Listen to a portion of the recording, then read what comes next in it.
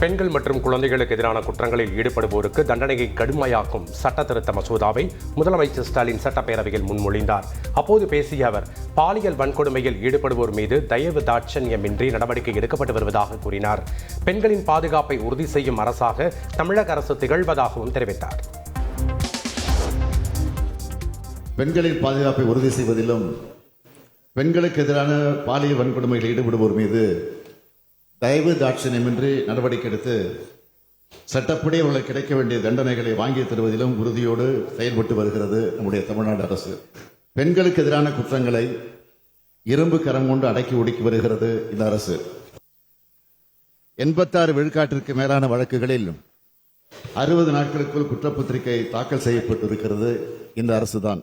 அனைத்து பெண்களது பாதுகாப்பையும் உறுதி செய்யும் அரசாக தமிழ்நாடு அரசு செயல்பட்டு வருகிறது. பெண்களுக்கு இழைக்கப்படும் பாலியல் வன்கொடுமை என்பது யாராலும் மன்னிக்க முடியாத குற்றம். ஏற்கனவே இத்தகைய குற்றங்களுக்கு தண்டனைகள் வரையறுக்கப்பட்டிருந்தாலும் இத்தண்டனைகளை மேலும் கடுமையாக்கிட வேண்டிய அவசியம் உள்ளதாகவே இந்த அரசு கருதுகிறது. செய்திகளை உடனுக்குடன் தெரிந்து கொள்ள உடனே சப்ஸ்கிரைப் பண்ணுங்க.